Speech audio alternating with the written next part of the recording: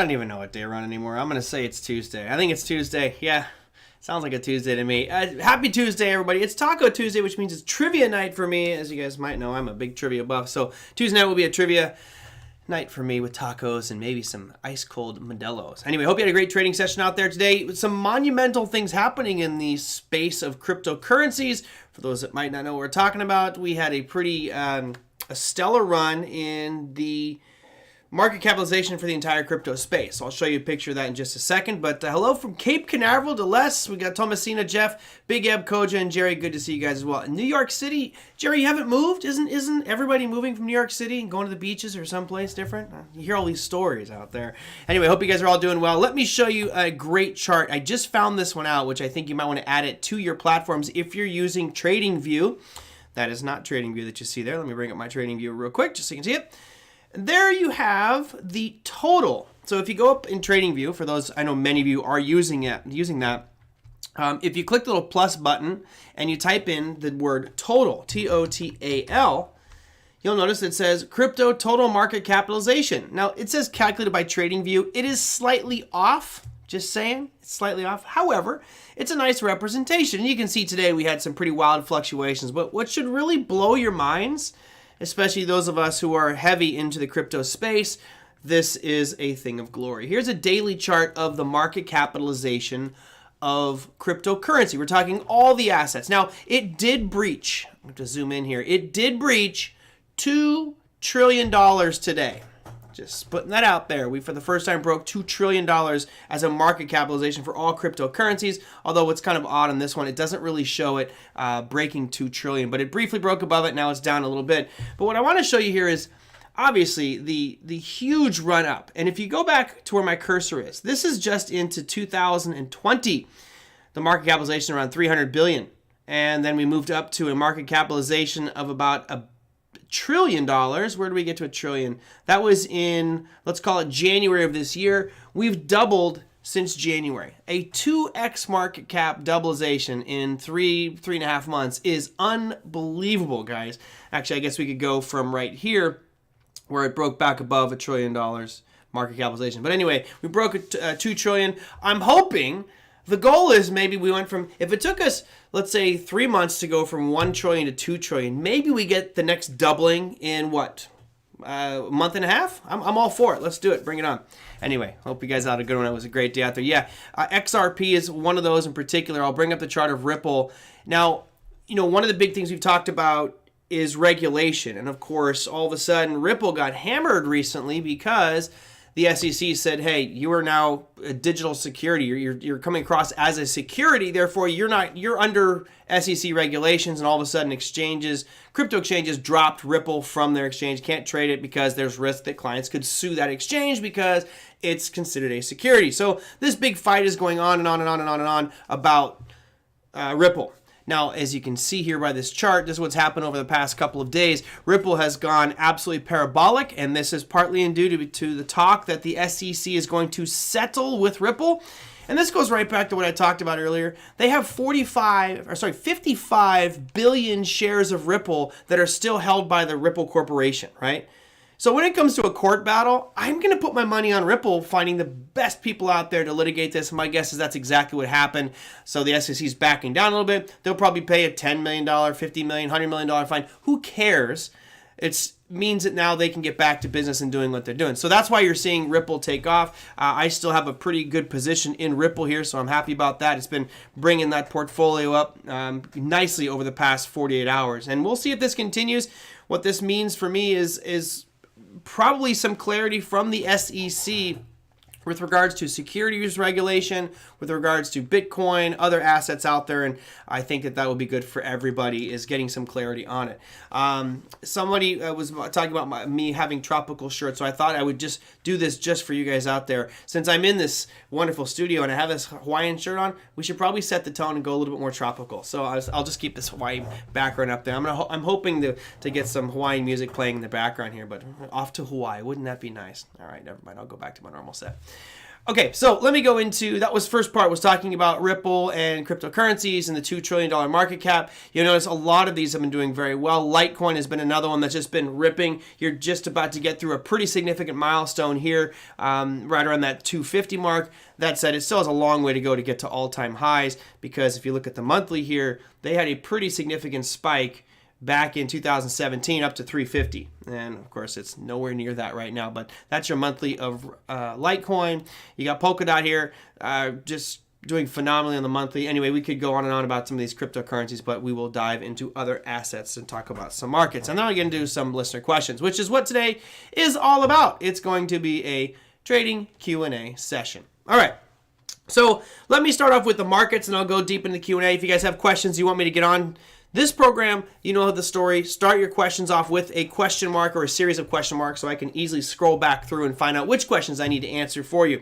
Now, I want to start off with just looking at the markets. We haven't done this recently, and I do enjoy talking about the overall markets, looking at a market perspective, and maybe where are some plays out there. So let's jump onto the platform and check it out. I'm going to start at the bottom, which was Bitcoin. You know, I'm still going to go by these 7 asset classes that we have. Maybe I'll expand them in the future, but we talked about this ascending triangle here. I still am a fan of it, even though today was a down day. If we break that down, that upward trend line, yeah, we might have a little bit of weakness, but right now it still looks good, even though it's just kind of drifting sideways, because it's altcoin season right now. The alternative coins are doing great. I saw comment in here about Tron. Where would that one go? Code just says Tron moving well. Yeah, it's a huge move in Tron. And it's funny, I actually bought a lot of Tron. I've got like 180,000 Tron, and I bought it when it was just pennies, and everyone was saying it was a scam. And I said, it may be a scam, but the guy now had something like $4 or $5 billion worth of capital to build an amazing team around himself. And Justin Sun, whether you love him or you hate him, he's put some pieces in place. He's building code. He's doing things with that money, and all of a sudden they're starting to become a contender. Tron has been looking really good recently as well. So there is your Bitcoin. Russell 2000. Given the news today, the JOLTS job openings was actually a very positive number, and that is basically saying new job creation was much higher than expected, and I was really anticipating a more bullish market today.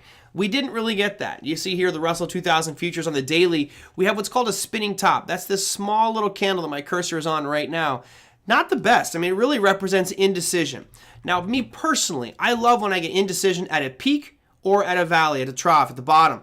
Unfortunately, we're getting this, it's in the middle of this big range here between 2350 and call it 2100, and we're right in the middle. So even though it's a spinning top, it doesn't really tell us much for the Russell 2000. So what do? We move on to something else.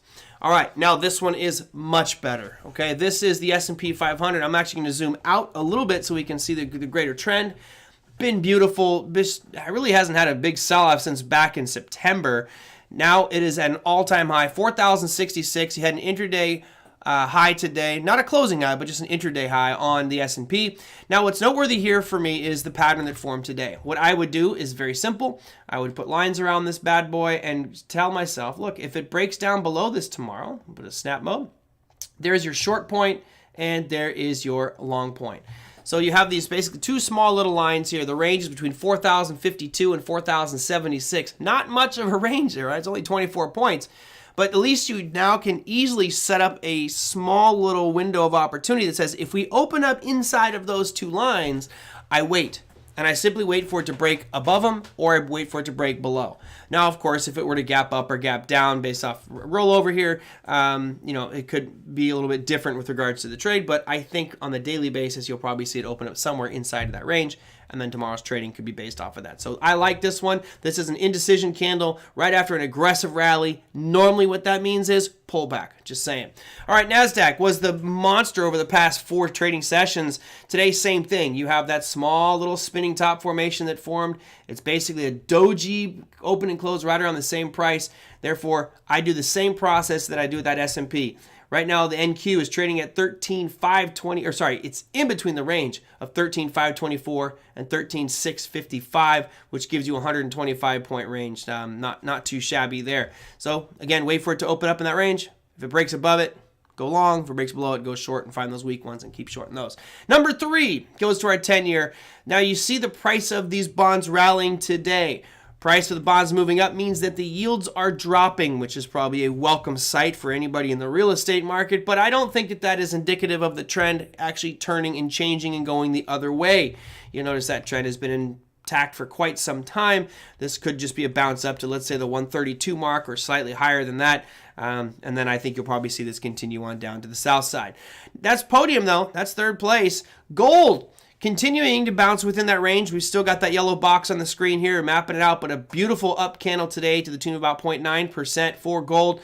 It's going to have a challenge at 1755, 1756, somewhere in there. After that, then you're jumping to 1800. Should happen fairly quickly if it gets above that one. So I know some of you are looking up the spread trade side of things.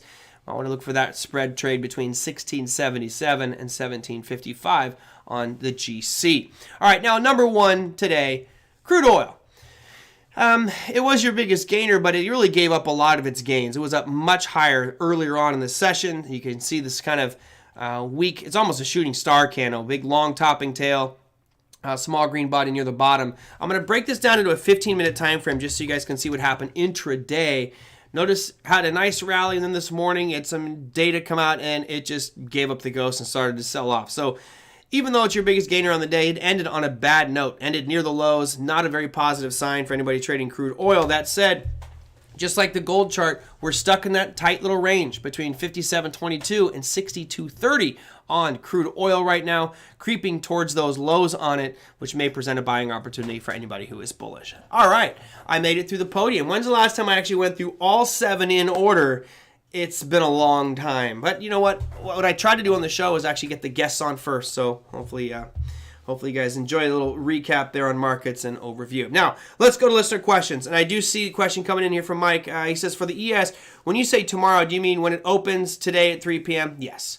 What we could do, Mike, is break this down and go to the SPY. You'll notice there's a similar picture. So if you don't have access to the futures markets, if you're an equities trader, then do the exact same thing on SPY, right? And the picture looks a little bit better on SPY. Oops, sorry, I'm trying to stretch this out here. But you had that, aggressive rally. I mean, it's been nothing but green candles for the past 6-7 trading sessions for SPY. Now you're stuck at that 406 close. Well, that range, just like we looked before, it's about 1.8 points. 405.40 to 407.24. So I'd be looking for a short if it drops down below, let's say 405. But yes, that would be how I would be looking at it for the futures. If you're not looking at futures and you're an equities trader and want to trade the regular market hours, then use SPY. But it's pretty much the same picture for those two. All right. Christy says, what about the Dixie? Well, I don't have it on my top 10, but since you're there, Christy, let's bring up the old Dixie. On a daily chart, you're seeing that Dixie give back some of its ground. Now, the news that we've been talking about for quite some time with the dollar index has been the reversal of trend, right? I was actually eyeballing some higher levels. I was looking at a much higher level, right around 94 as that potential turning point. But there are some other ones that we've ripped through. So I was actually feeling a little more optimistic here. I thought we'd actually see a smooth sail straight up to 94. The past 2 days have been a bit disappointing. But that said, how far down do you think we're going to end up getting? I would say probably the deepest you would see the dollar go, if it is in fact showing strength, would be getting down to about that 91.40 mark on the dollar index. So for me, personally, I believe that the trend has turned here for the dollar, even though I think long-term fiat currencies are horrible. I said to say that just for Brendan, who's normally joining us. But yeah, I think that the dollar is now in an up phase. Doesn't seem like much, but just for this year, you'll notice I'll put a vertical line for January 1st. There's your vertical line representing where we started the year. I think we'd all agree, series of higher highs, higher lows. It's looking stronger and stronger. So right now is kind of that question mark of where is this going to go? How far is it going to fall? If it breaks below 91.40, then I think, well, we could be continuing that bigger downtrend that we've seen. But I feel like it's done. I feel like the downtrend is starting to show some more upside movement here. It looks strong. Chris says, I asked as I am looking on the short side. Okay, yeah, and I think hopefully I kind of covered that one. If you're going short side, my target on this would be that 91.40, but it really depends on the overall objective here, right? and it's all macro time frames. When we talk about price charts, they're fractal in nature. So we can take the bigger picture and whittle it down to the smaller picture. That will help me dictate how I should be approaching my trades for that day. So if you're a shorter term trader, like a day trader, shorting is where you want to be on that dollar index. Stay short. If you're an if you're an intermediate trader looking for a swing trade that could last a couple days to maybe a week or so, then I think that you should be looking to the short side as well. And again, target at 91.40. If you are looking at the big picture, well, I'm going to just step out and look at the weekly here. Then I think you've got a bigger short as well. Okay. I think at this point for all of these, it is saying short. For the smaller to intermediate time frame, I would actually say I'd be looking to buy pullbacks here. On the weekly, it still looks like it's trending down. And again, this is where we have to let the market confirm to us what it's doing. It's saying different things in every different picture. Not to sound contradictory at all, but I'm focusing right now on this part of it, which is we're starting to see some move to the upside. We could draw one of the wrong ways to do trend lines is to do it like this. One second, I got to turn the snap mode off. But a lot of people like to do this because it's a very simple way to get an idea of what price is doing. So there you can see we've got generally prices going through those points. So you create an offset, create a new parallel, and a lot of people like to do things like this where they'll just say, all right, I've got this slight channel here of price moving up. It's rough, but for me, I do think it's still going to hold. But if we get a pullback anywhere beyond 91.40, then okay, all bets are off. Let's go short again. Hope that helped.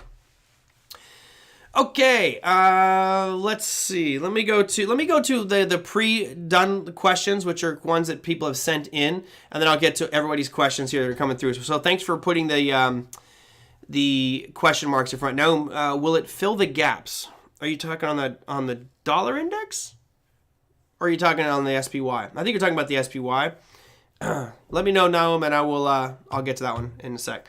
So let me go to this because it's very timely. As you guys know, next week is a huge week for the markets, and one reason being this bad boy. Ray says, I'm having a lot of problems opening a Coinbase account. Any pointers? Yeah, I have pointers. The problem with the crypto world is it's growing so fast that they can't keep up with demand. Right now, last time I checked, the numbers for Coinbase are 43 million accounts. That's how many accounts they have. That is a pretty significant amount. They're also doing their IPO next week. They will be doing their IPO on the 14th of April, which is part of the reason I think you're seeing such fanfare for the broad crypto markets. And my assumption would be that's probably going to continue over the next week. So we could see some pretty big moves up in the crypto space based off the euphoria that now we have a legitimate SEC-regulated cryptocurrency exchange, which adds an air of legitimacy to the entire industry. Once that happens, you'll see more coming into the marketplace. We talked about VIH and Backed, which is where I'm buying. I will keep my eye on the Coinbase IPO, but it's a direct listing, which means they're not going the traditional route that I talked about, which is using a brokerage firm like Goldman Sachs and getting their power and prowess to push this up higher and higher, but they don't need them. There's already enough demand for their IPO to do a direct listing. So we'll see what happens on April 14th. I'm sure we'll probably do a special show on it, but it is adding a lot of fanfare to the industry. To go back to Ray's question, you're having a lot of problems opening a Coinbase account. You just have to keep pushing. I don't know what exactly your problems are, but you just have to keep pushing there. And it's different for all of them. I mean, I've had a couple were really easy to open accounts and then hard to contact people. Coinbase at the beginning was very challenging for me. Opening the account was easy, but I had some account problems. Oh, I am turning red. You know what it is? It's the light in here. I noticed I just looked really red. I look like the guy from... is it Hellboy? If I could get those big stumpy horns, maybe I'll just wear a Hellboy thing. Yeah, my colors are changing dramatically. I just need to get my buddy Michael over here. Michael, if you're watching, come over here so I can set up my other camera and I don't look like I'm on Mars right now. I'm getting burned. Anybody got sunblock? I need some sunscreen over here. So yeah, they're all going to be challenging, whether that's upfront opening the account or on the back end trying to get customer service. I will say that Coinbase has gotten a lot better. That said, none of them have a direct phone number. That pisses me off. I want to call up somebody and talk to somebody right away and get my help, my support when I need it. That said, Kraken, did a tremendous job the other day. I've been trying to get through to Kraken, had some issues with my account, and I want to know about funding because they don't do ACH deposits yet. I got on a chat with somebody, and I could tell it was an actually human being. That was awesome, but you don't get to see that on Coinbase. Nothing live yet. I think their phones be ringing off the hook with weird customer support questions. So the trend with all crypto exchanges is really bad customer support. Even though Binance says that's their goal is to make it better, you're going to have problems. So Ray, keep trying. You have to keep pushing out there for those exchanges. Not really much I can do or say with regards to how to get help. You just have to keep pushing. Send in responses regularly, and they usually get back to you very quickly. I wish I fell asleep at the beach. You want me? You mean here? I fell asleep right there. Is that what you're telling me? Okay. What else do I have? Great one. Now, Mario, I apologize I didn't get to this one sooner. I did a special at the very beginning when I started Trader Merlin show. If you want to know about lock limits, I would encourage you to check those out. Go to my archives. You can go to Trader Merlin on YouTube and then just click the little search button and type in trading breaks, trading locks or circuit breakers, lock limits and things like that. It's pretty thorough on it. Mario said this. There are a few futures products that reach limit up on some agricultural grain products, namely corn and soybeans. There are still a lot of open orders to go long at the limit up price, so expecting a gap up in the morning. Let me start right there.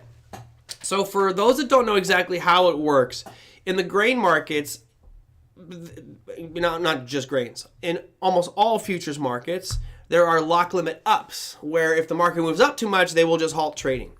So what you have is a window of time where all this abundance of buy orders has pushed up price. The market says, oh, it can't go any higher than this. And it stops all trading except selling. You can sell, but you can't buy. You can't push it up any higher. So they put a ceiling on it. What will happen at that point is there's still a bunch of buy orders there. Now, unless price starts to fall and erase those buy orders are still going to be stuck in the system. Now, the next day when it opens back up, those buy orders are getting filled, and it could jump up, and it could lock limit up again on the gap. The good news is they actually changed it was last week, Baldhead. I know it was last week that they had these two, but I just didn't get a chance to get to them.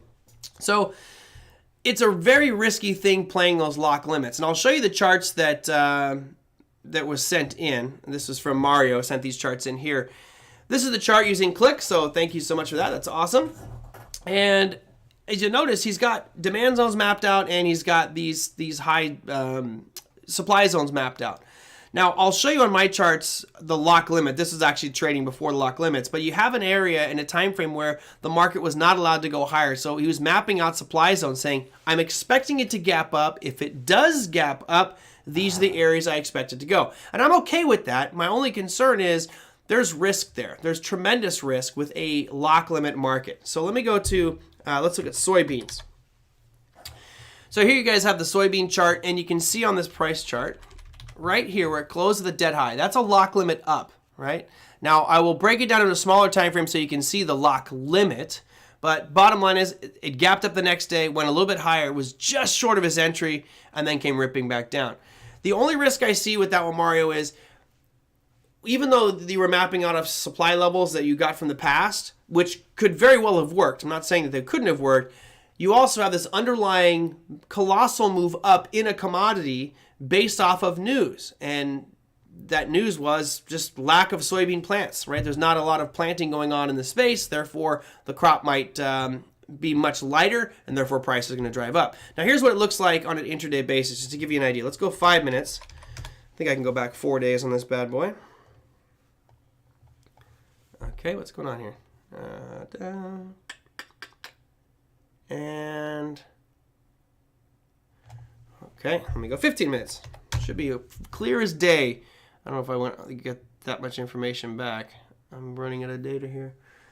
There's your lock limit. As you guys can see here where it just went, it shot up very quickly and then boom, it stops.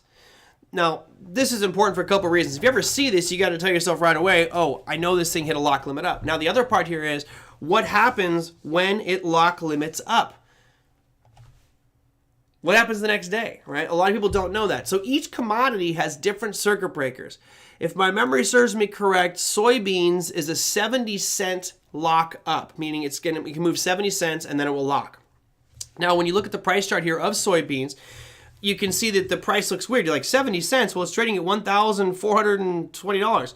No, that's $14.20 and a half, right? That's what that number means. You guys see on the right-hand side of my chart, that 14.20 is $14.20. So when it was trading at 14.36, when it was trading here, whatever that price was, 70 cents would be 70 added on to this, right? So if it trades at 14.20 right now, 70 cents on top of that. If it jumped up to 14.90, it would be a lock limit up. The thing you got to know is the next day they increase the limit. So on soybeans, it's 70 cents lock limit. The next day, they increase it to $1.05. They give it a little more room to run.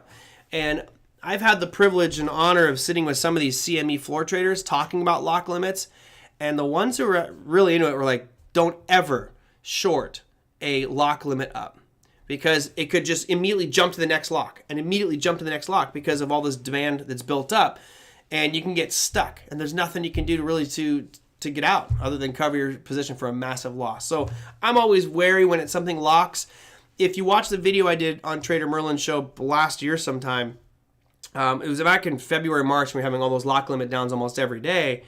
There are certain situations that I look for a lock limit down that I'm excited about. And that's usually when the markets are closed, when the equity markets are closed. The futures markets will lock limit down, and they have to stay lock limit down until the market opens, which is, depending on how early it closes, or early it lock limits in the after hours, that could be a lot of time to recover. You don't get that kind of time here in the futures markets for softs and grains and commodities. So, what was the second part of Mario's question? Mario, let me bring that one up for you guys over there. Second part of that was, I have a supply zone on soybeans, but wanted your opinion on how to look at this type of situation on the open. All right, well, I'm sorry, Mario. I'm way past the time lot, so I'm sorry if I missed the window of opportunity to get you your info on that trade. But that's how I would look at it. I would definitely wait until the market opened up that next day and see how it acted. I'd be very cautious, especially with commodities, because the propensity for some of them, like corn and soybean, both had lock limit ups that day, and it was due to crop reports. So a little bit dangerous there. What else do I have on the viewer front? Okay, this is a fairly basic question, but I think it is worth talking about. I know some of you probably have these accounts, especially if you are new. This is definitely someone something that you want to know about. Ashley says, what is better, a Roth IRA or a traditional IRA? I am not a certified financial planner nor a tax specialist, but I will give you my opinion on it. I would say a Roth IRA is better. Here's why. A traditional IRA, let's say you make $50,000 a year and you put money into your IRA account. Well, what happens at that point is it actually drops your taxable income, right? But you're paying taxes when you pull your money out at the end. So no tax now, tax later. A Roth IRA is, I want to pay all my taxes right now on it, right? I'll pay all those taxes up front, but when I pull it out, it's going to be tax-free. And the reason I would go with that second option is, first off, you have the power of time to grow your account, hopefully at a rate of return that's going to get you a compounding effect, and that end number could be huge. Let's assume that both people have been investing for, 30 years, and they get to their retirement, and one of them has a traditional IRA that's $1 million, and the other one has a Roth IRA that's $1 million, right? The big difference here is that person who has the traditional IRA and chooses, let's say they want to take all that money out right now. I'm pulling the whole thing out. Well, you now have technically $1 million worth of taxable income. So you're going to be, paying 40-50% taxes on that. You're now left with, let's say, $500,000. The Roth IRA, since you already paid taxes when you put it in, when you pull it out, it's tax-free. So boom, here's a lump sum, $1 million. It's all yours. To me, that's a way better way to go. And in theory, when you're younger, you're not making a lot of money. So pay taxes on it when you're not in your high salary years. Anyway, very limited on income levels for Roth IRA contributions. Correct. If you make over a certain amount, it's a moot point. You can't do donations into these. I can't make into them, period. So I would definitely pick a Roth IRA. The only drawback to this is this. I don't trust my government at all. I really don't. It's unfortunate. Yes, I'm an American. Yes, I'm proud of my country. I'm not proud of my leadership and my government. That said, they can very easily change the rules on a Roth IRA and say, well, they're now going to be taxed when they get pulled out. I mean, you know the way they're always trying to find money from somewhere. It'll probably come from investors, and that's the only one that always freaks me out a little bit about a Roth IRA is the ability for them to say, you know what, we're now going to tax that when you pull it out, or tax it a little bit, and I don't like that. All right, so Ashley, there you go, Roth IRA. And by the way, for anybody who might have a 401k, if you have a 401k plan and your employer matches you, max it out. Unless that money is critical and you have to have every single penny from your paycheck, max out your contributions to your 401k. Even though it's probably in mutual funds, you're paying a higher fee, you're getting free money with matching. I had a friend of mine had a 1-to-1 matching, meaning for every dollar that they put in, they would actually get $1 contributed by their employer. That's a 100% rate of return for doing nothing. Do it. Take advantage of it. All right. What else do I have here? All right. Tom, who's not with us. I think Tom's actually in class at Online Trading Academy today. This is a tricky one. And it's very challenging for traders if that's your sole means of income because you're technically self-employed and lenders do not like that. He says, I've been employer-free for 2 years now. Income is above my old salary. Our bills are low. Debt is lower. We look into buying a place in Big Bear, but we didn't get there as far as financing goes. Do you know how loan qualification works when trading is your primary income? Would it matter if a bulk of the payments, down payment, and monthly are coming from an IRA?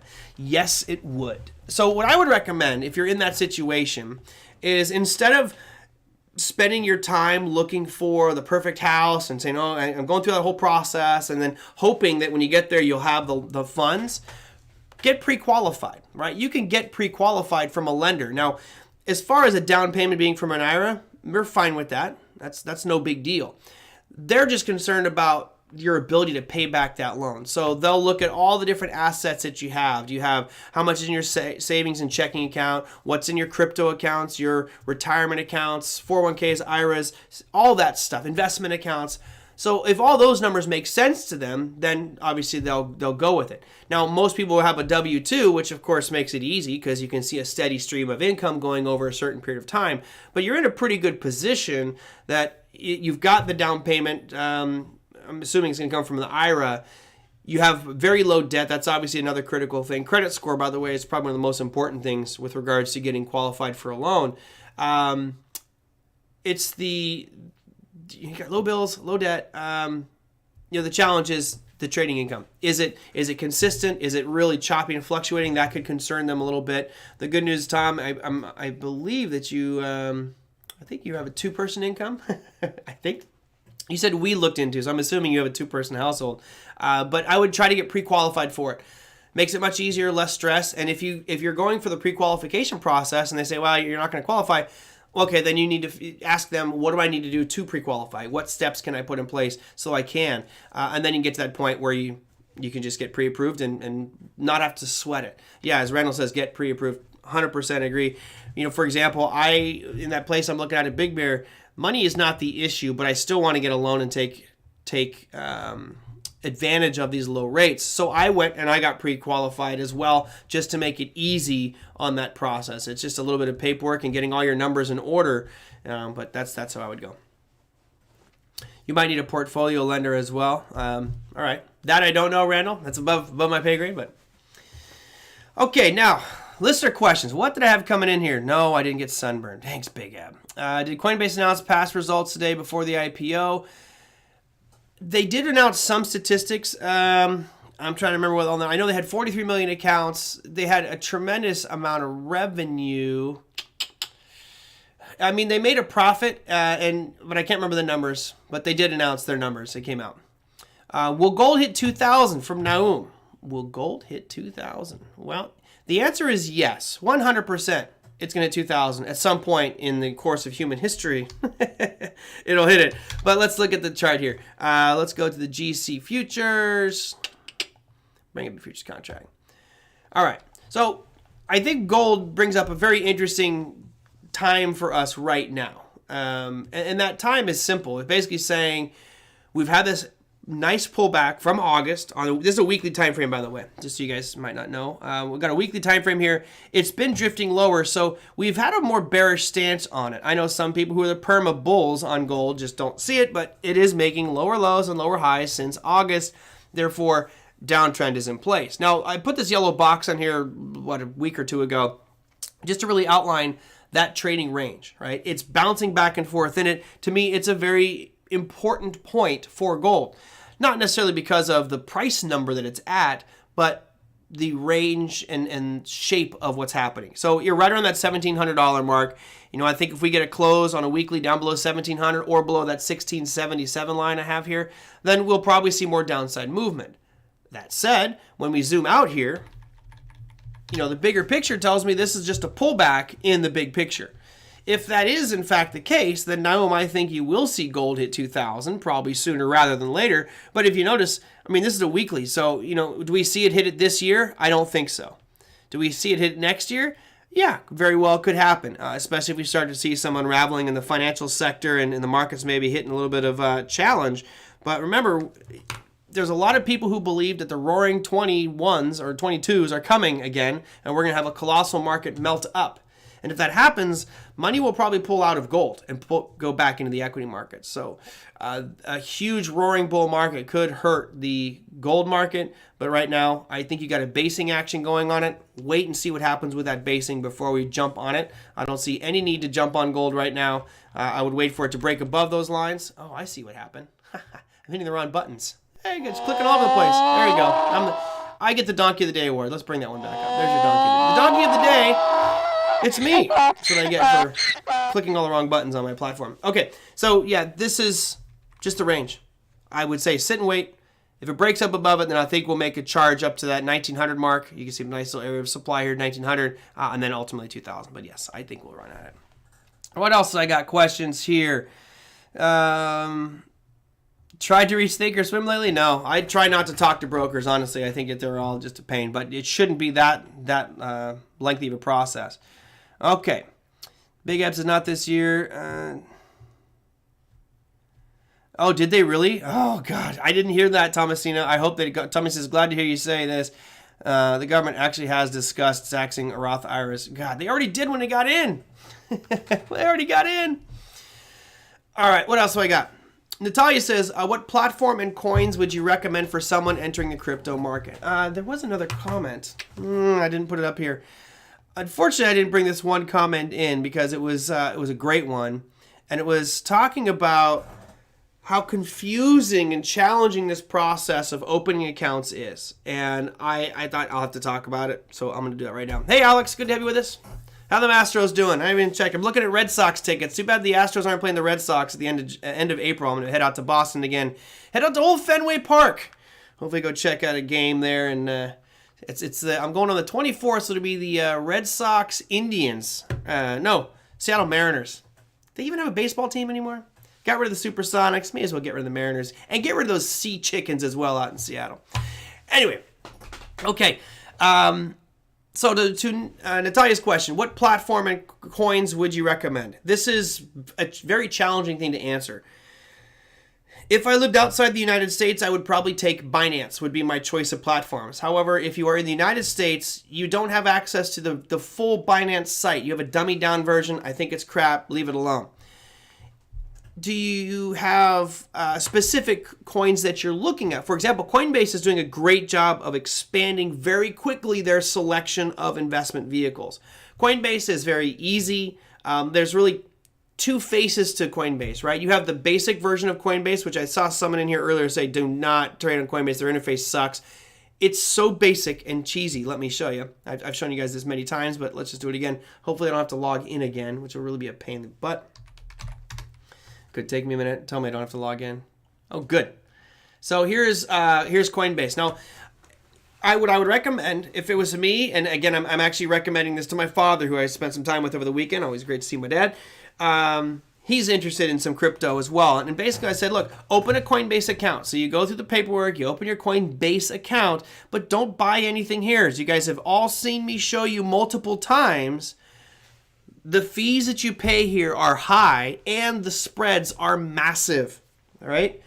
So once you get your account set up, then you would open a Pro Coinbase account. Now it's the same thing. You don't have to do any extra paperwork. You just go and log in to pro.coinbase.com using your Coinbase account, and now you have access to a much better platform. So here is Coinbase Pro. I like the platform. I think someone said it was clunky earlier. I think that maybe depend on which platform you're on. The Coinbase one I just looked at was pretty bad, right? It's just basic. There's really no negotiation. You just say, I want to buy or sell something. If you look at this one, it's much better, right? You have a lot of the normal resources that you see on a trading platform. You see your watch list, you see your time and sales, all the time and sales on the right-hand side. You got your price charts, which you can just use your mouse and cursor, open orders, all that stuff. And then this is your order book right here, which I think is actually very nice. Now that said, a lot of people don't like this complexity. Well, I think it's really up to you what level of platform you want. If you click up here where it says select market, you can trade a wide variety. Now, problem is this. With Coinbase, the fees are higher than most exchanges. They're just probably the highest of the two exchanges that I use.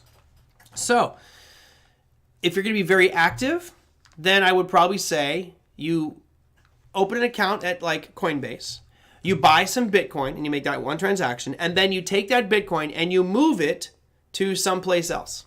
Meaning, find another exchange that has fees that are much better. For example, Kraken. Kraken's fees are about half of what you pay on Coinbase.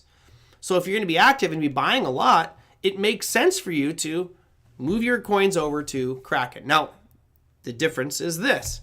Coinbase allows ACH, which means I can just simply click a button, log it, link it to my checking or savings account, and very easily pull money from those accounts to buy crypto or sell crypto back to currency and put it back in my account. It's easy.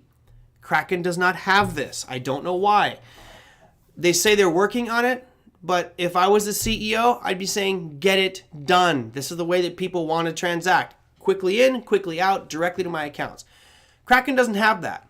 Kraken has a better selection of cryptos to trade. They also have higher rates for staking, right? So if you want to be earning interest on your crypto, the fees are better there. So challenging. There's a lot of ifs and buts and things to think about. As far as coins, matter of personal preference. I still and will always remain that Bitcoin is the number one that you should hold. I love Ethereum. You guys know I've been a fan of EOS for quite some time. They've been absolutely skyrocketing here recently. Love it. If you're looking for specific projects, I like Polkadot.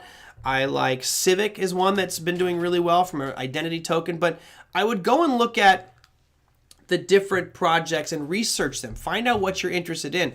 Many people just want to be making money with crypto. I, for one, would like to be part of the project, right? I would love to be part of the next crypto Amazon or the next crypto Geico.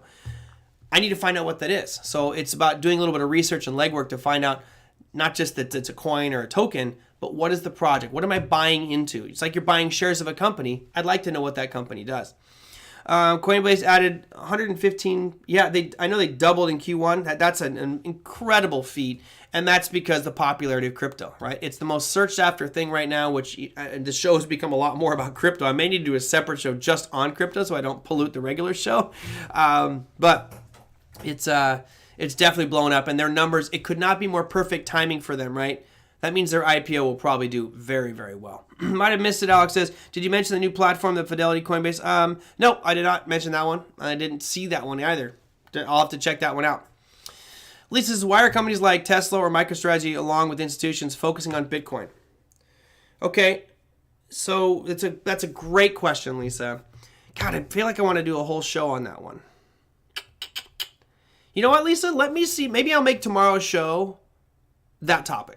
I think that's a really interesting point. It's a fundamental shift in how companies are choosing to store capital. And it has to do with a lack of faith in the fiat system. So, you know what? I'm going to make that tomorrow's topic, Lisa. Sorry not to shift it down the road, but I think it's a very interesting topic, and it's timely, and it ties into equities, it ties into crypto and fiat currency, so it's a perfect show topic. So I'm going to do that one for tomorrow, Lisa. So make sure it's my hook to get you to watch tomorrow, right? Even though you're here every day. Koja says, I believe Binance has a U.S. platform now. They do, but it's not good. If you take the fully loaded Give me a car that's awesome. If you take a fully loaded Bentley, they have little umbrella holders built into the door, and seats that vacuum out a fart. They're high tech. If you fart in your seat, a Bentley will it's gone. Nobody even notices. No, I'm kidding. But they have the crazy features in a Bentley. It's off the charts. That to me would be what Binance is. Binance has everything. But you come to Binance US, and it's like you are now in a Toyota Tercel 4-cylinder with vinyl seats that goes like 35 miles an hour, and it's a 1980s one. It's not that bad. They still have a lot of good technology, but it's nowhere near what Binance.com is. Binance.us is where I can trade. You can't trade on the Binance.com one. You could use a VPN to get there and make it easier. But my choice number one would be Binance.com. And then I would choose Kraken would be number 2.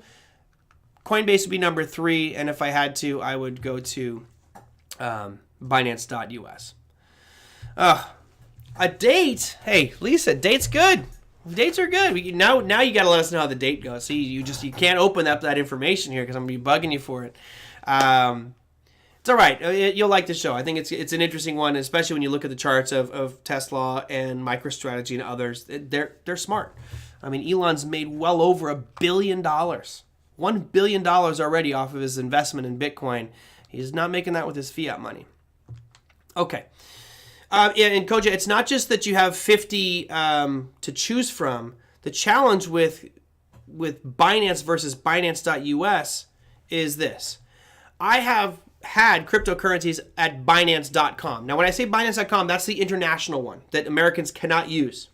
So I had assets there, and I'm looking at their staking rewards. They're amazing.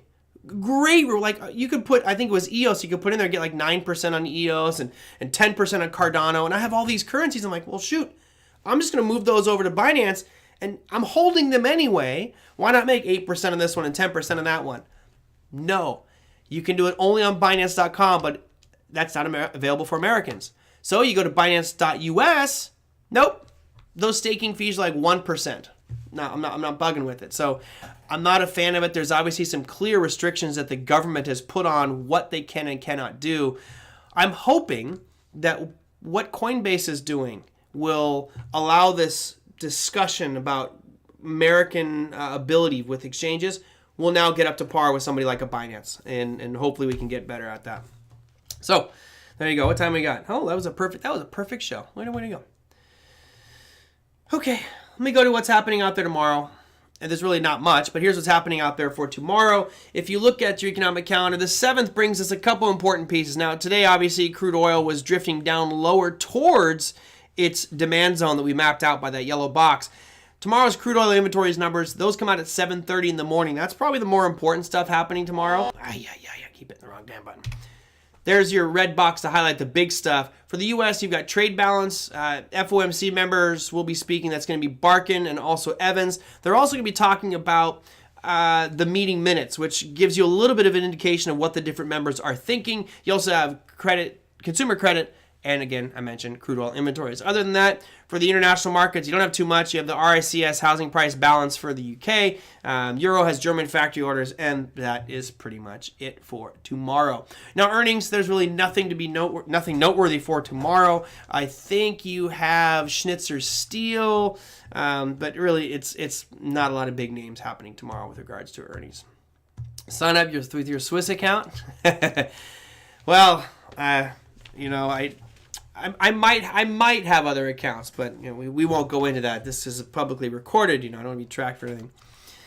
All right, Alex, we miss you too, but I'm glad to see that baseball is back on, my friend. I hope you're enjoying it. I know there's the boys of summer are back, so let's see what summer brings. I just heard an announcement that California will be lifting all of its COVID limits or lockdown stuff on June 14th or June 15th. We still have to wear a mask, but that's great for us to get life back to normal and get out to see a ball game and just go enjoy life, because boy, most of us have been going crazy, haven't we?